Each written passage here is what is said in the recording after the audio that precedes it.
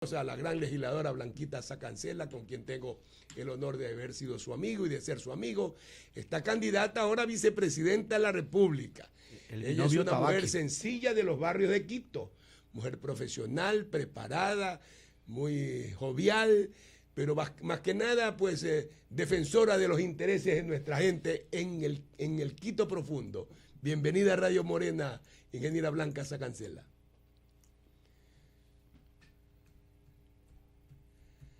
Muy buenos días, qué grata sorpresa, Luis, encontrarnos ahora en este medio y en este momento de la historia del país.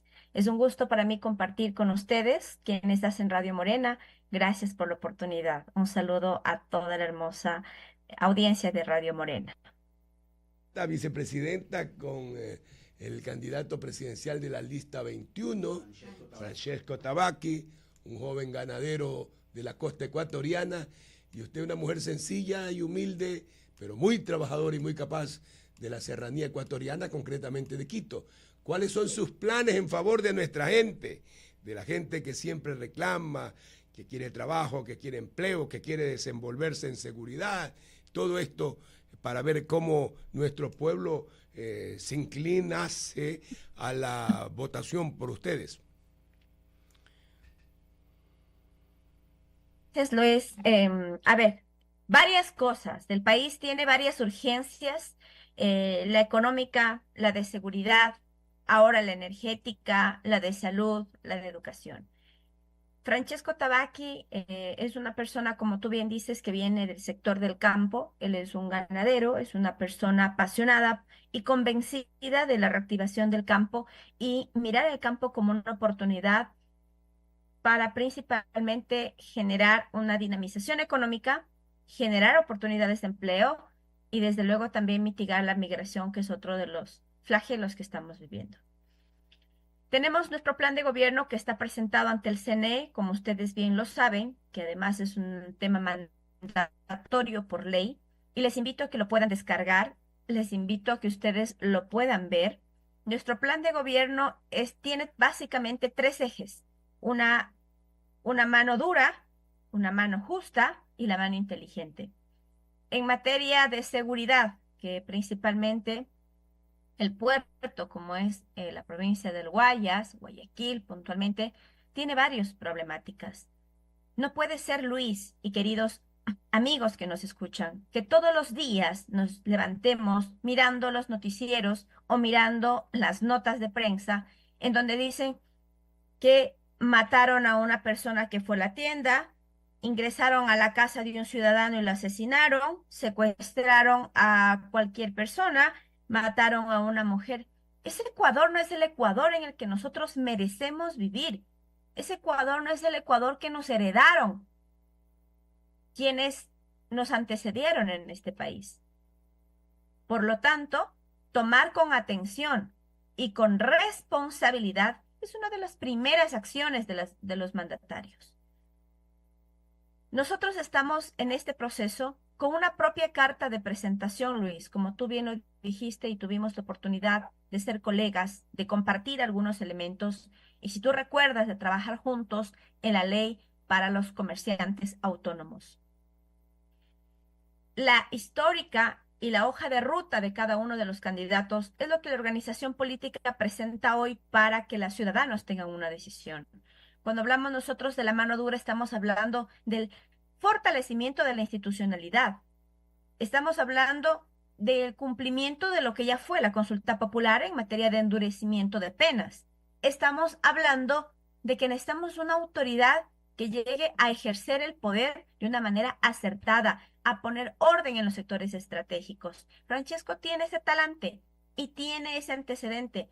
Y en mi caso propio y personal, pues desde luego mi histórico de trabajo al servicio social y mi conocimiento en la administración pública, entiendo que puede ser ese soporte necesario también. Por eso somos un binomio complementario y el binomio de la verdad. La mañana con 42 minutos, 40 segundos. El diálogo es con Blanca Sacancela, candidata a la vicepresidencia de la República. En estos momentos el país requiere decisiones y soluciones urgentes para algunos problemas, pero el más urgente es el tema eléctrico, luego la seguridad, luego la economía en materia eléctrica o en estos sectores estratégicos. ¿Qué tienen pensado? ¿Cómo solucionarán el problema, ingeniera Blanca Sacancela? Muchas gracias por tu pregunta y qué oportuna que es. Mira, nosotros estamos recorriendo el país porque esto debe ser asumido de una forma responsable y asumir una responsabilidad de conducir los destinos de una nación no es una cuestión menor, primero. Por lo tanto, es importante levantar la información, recorrer el país para identificar diferentes problemáticas. Cuando pensamos que la crisis energética golpea principalmente al sector industrial, a las grandes empresas, no tenemos una lectura clara de la realidad del Ecuador. La crisis energética nos golpea a todos, desde el agricultor que no puede matar sus animales para venderlos, no puede despostarlos para vender y mandarlos al camal, desde las personas que, por ejemplo, en la provincia del Guayas, han tenido estos días la radiación más alta en este mes y que evidentemente los cortes de energía para una persona de la tienda, de un supermercado, de esa zona, implica la pérdida de su carne, implica la pérdida y sobre todo qué va a pasar también con el pago de los créditos de los emprendedores que tienen con la banca. Evidentemente vamos a ver cuál va a ser el comportamiento para poder asumir esto. Este problema es tan grave que golpea a todo el mundo. Por lo tanto, los gobernantes deben plantear acciones emergentes. La última acción que se puede hacer es cortar la luz y la energía a los ciudadanos. Por lo tanto, con Francesco Tabacchi hemos dicho algo.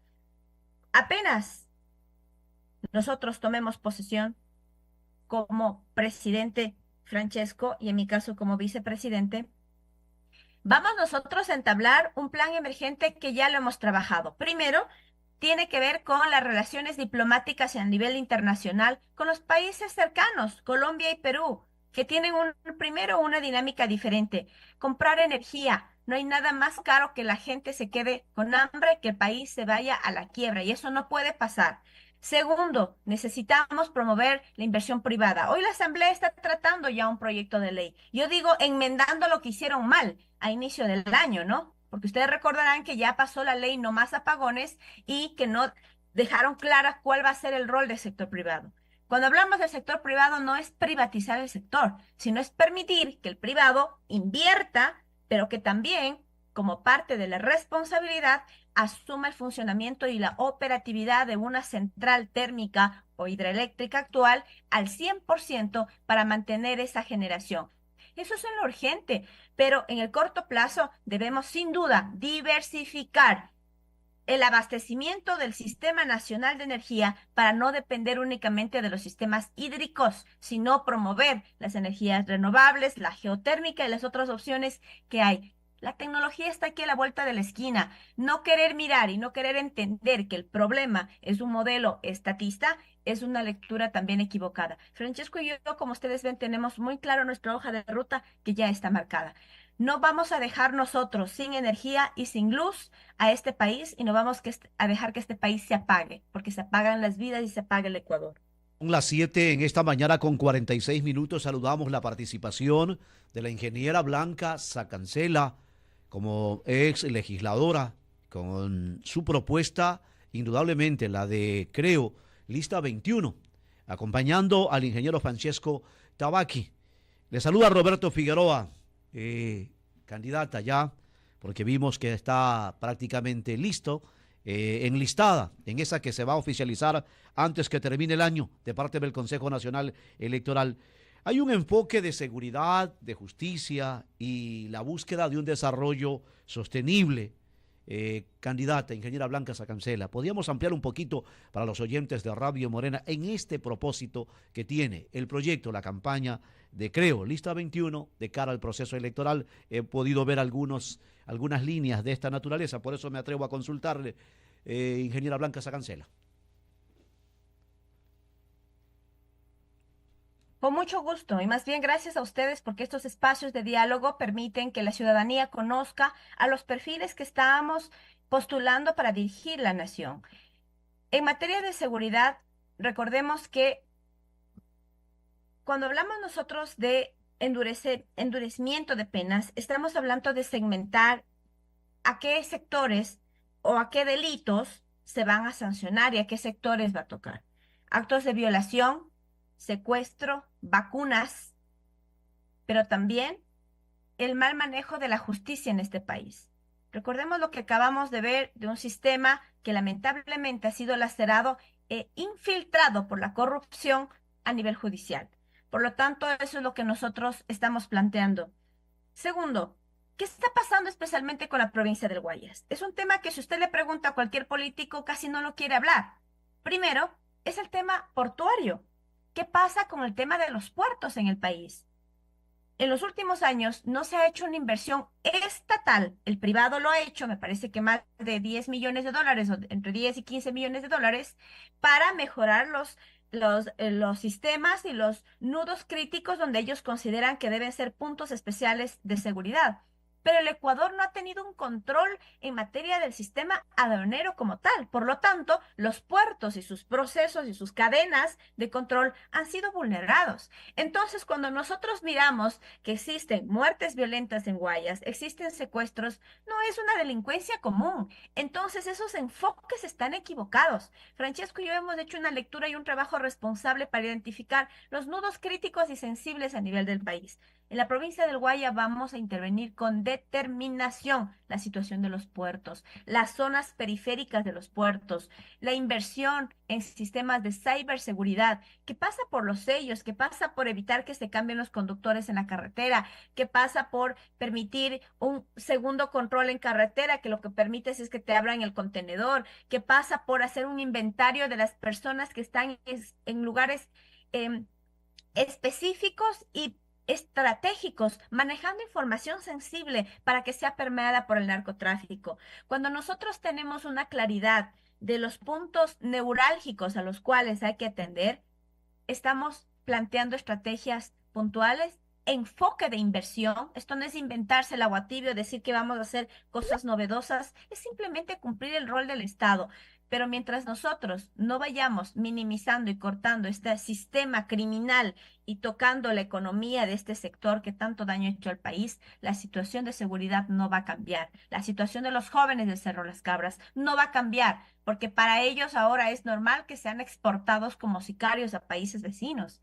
¿Sabían ustedes que nosotros estamos convirtiéndonos en eso y como uno de los más grandes exportadores de droga? Este país no puede seguir así y nosotros no estamos dispuestos a dar concesión, sino vamos a estar enfocados en recuperar la paz en este país. Ustedes le habrán escuchado a Francesco Tabacchi, tal vez en algunas de sus intervenciones, hablar del Escuadrón de la Pacificación.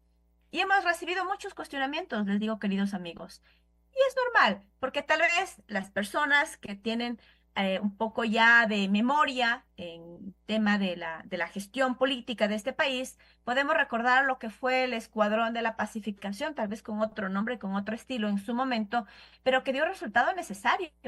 Mientras nosotros no entendamos que este país no puede estar siendo conducido con un estilo blandengue, digámoslo así, no va a pasar nada. Necesitamos una autoridad que esté comprometida y decidida a tomar medidas en firme respecto de esta situación. Si bien es cierto, vamos a implementar este proyecto y este programa que tampoco es algo imposible. Ya existe hoy un bloque llamado de seguridad, pero lamentablemente no tiene una concepción jurídica. Ojo. Segundo, este bloque que nosotros lo vamos a cambiar y lo vamos a fortalecer, que va a ser el Escuadrón de la Pacificación, va a tener personal de élite, pero que se va a ir a entrenar en el extranjero y que vamos a traer también a personas países que tienen expertise en esta materia. Israel es uno de los mejores aliados en materia de seguridad, por su desarrollo, por su experiencia y demás. Israel no tiene que ser visto solamente el país a donde se le manda exiliada a la vicepresidenta, sino debe ser un aliado estratégico para atender las urgencias del Ecuador, de todos los ecuatorianos. Pero esto va a ir de la mano con un plan que se llama beca por arma. También ha sido cuestionado, pero quiero decirles a ustedes en Radio Morena y a la audiencia que nos escucha que este programa ya fue implementado en México y en Colombia con nombres distintos y que tal vez puede ser un gasto. Les digo, es una inversión pública necesaria, porque si nosotros no sacamos de esos jóvenes que están involucrados con algunos GDO ahora, lo que vamos a cosechar en el futuro va a ser un escenario peor. Esas son las propuestas puntuales en materia de seguridad y sin duda el tema de la dotación de armamento, equipamiento que se lo ha estado haciendo y que vamos nosotros a reformar el sistema de contratación pública y Luis perfectamente lo sabe, que este sistema ha sido fácilmente igual manipulado tanto en la compra de medicinas, sistemas educativos, obra pública, pero sobre todo en el armamento. Quería compartirles algo cuando estuve en la Asamblea y en la Comisión de Enmienda Constitucional para que las Fuerzas Armadas salgan a las calles a dar apoyo a los policías. Los policías nos decían, nosotros no podemos comprar los chalecos, y la gente decía, ¿por qué no hay chalecos? ¿Por qué no hay armas? Porque mientras se subía el portal de compras públicas, como es un proceso transparente y no tiene varios criterios de seguridad, lo que hacían las bandas delincuenciales es bajarse las especificaciones técnicas. Y ellos, primero, amedrentar al proveedor que calificaba y segundo, comprar elementos y municiones con características muchas mejores a las nuestras. Hay que reformar los sistemas de contratación pública en salud y sobre todo en seguridad, primero para evitar el monopolio y el abuso en materia de medicina y también en el tema de seguridad, que sea un régimen especial para la adquisición e incluso compra en el exterior de todos los elementos de seguridad sin las trabas necesarias que hoy en día tienen detenido este país. Y quiero comentarle o recordarle que en los tiempos que usted fue legisladora y yo también, usted debe recordar al presidente de la República, don Guillermo Lasso, dictó un decreto para que la señora Carola, gerente de la Carola Ríos, adquieran los equipos, escáneres, y resulta que nunca lo compraron.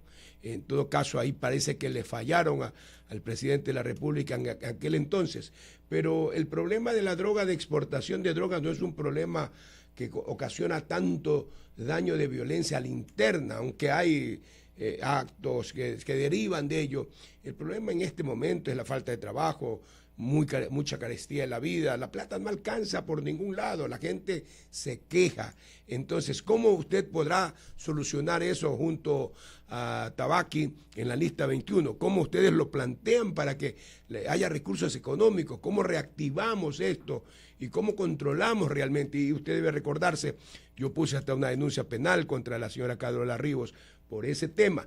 Usted felizmente conversó conmigo en ese momento, pero más allá de aquello, yo creo que lo fundamental es solucionar los problemas, las cosas, ¿no? Así es, mi querido Luis, y como tú dices, es lo correcto. Por eso inicio diciendo que en materia de control de los puertos aduaneros existen sistemas que hemos identificado que ya están penetrados, es decir, ya existe una red de mandos medios que básicamente lo que ha hecho es generar un proceso, es más, un sistema paralelo al ya existente para poder permear esto. Cuando nosotros comprendemos que esto va a minimizar y va a aportar a mitigar la inseguridad, se reactiva la economía sin duda, porque la gente puede trabajar en paz.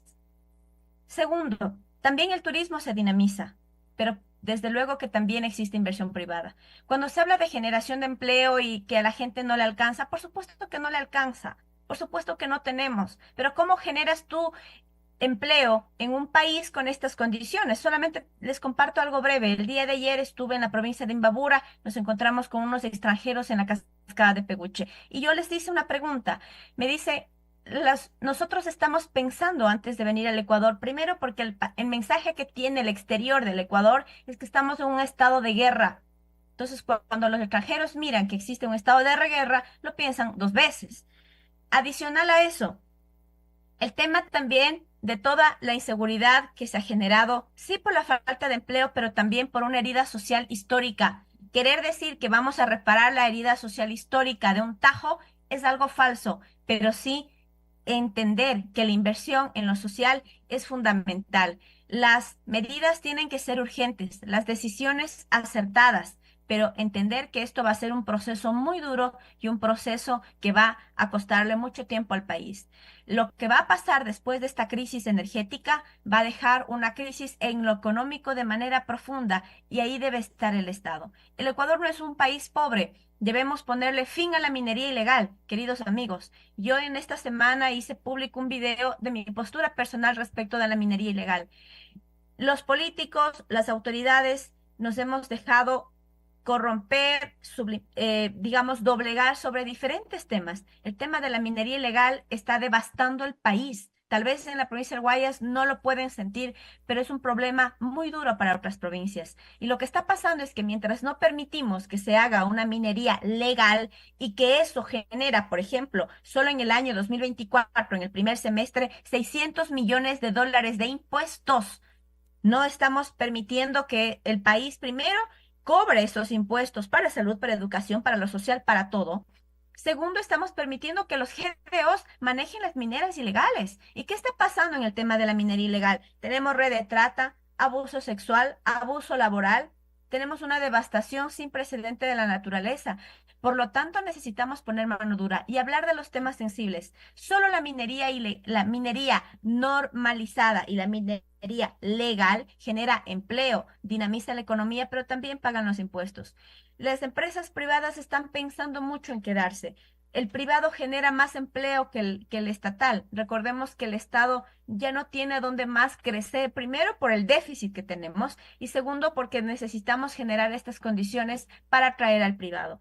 Insisto, espero que la Asamblea, después de lo que pasó ayer y en lo que se enfrascaron del tema del juicio político a la ministra del Interior, actual ministra, puedan ya enfocarse en saber qué va a pasar con el tema de la inversión privada. Hay muchas cosas que están pendientes en la Asamblea, el legislativo también le debe a este país, como la ley de consulta previa precisamente para destrabar el tema de la minería. Nosotros le estamos apostando a una dinamización en la matriz económica productiva del país, que es el campo.